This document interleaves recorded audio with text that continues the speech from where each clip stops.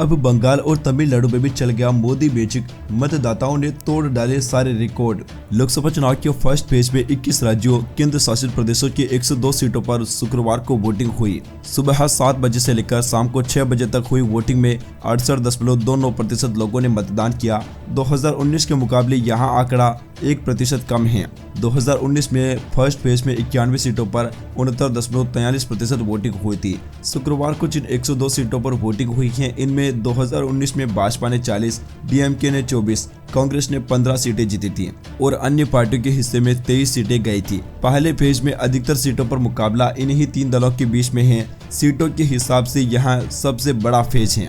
21 में से 4 राज्य ऐसे हैं जहां पर 80% से भी ज्यादा वोटिंग हुई। इनमें सबसे ज्यादा लक्षद्वीप में हुई 83.88%, इसके बाद त्रिपुरा में 81.62%, बंगाल में 80.55% और सिक्किम में 80.03% मतदान हुआ। 16 राज्यों में 50 से लेकर 80% के बीच मतदान हुआ। एकमात्र बिहार ऐसा रहा जहां पर 50% से भी नीचे मतदान हुआ, जहां सबसे कम 48.88% वोटिंग हुई है। 2 राज्यों पश्चिम बंगाल और मणिपुर में वोटिंग के दौरान कुछ हिंसा भी देखने को मिली। अरुणाचल प्रदेश और सिक्किम में लोकसभा चुनाव के साथ विधानसभा चुनाव के लिए भी वोट डाले गए। अरुणाचल प्रदेश में 76.44% और सिक्किम में 80% लोगों ने राज्य सरकार चुनने के लिए वोट डाले हैं।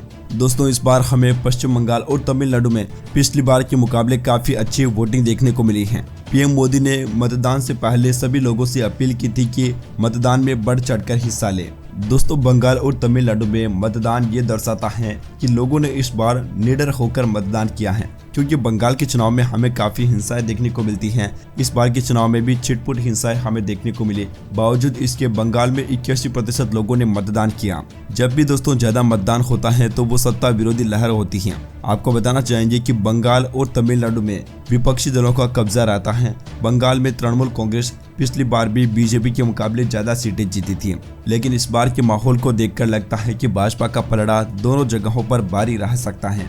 Subscribe now and press the bell icon. Never miss an update.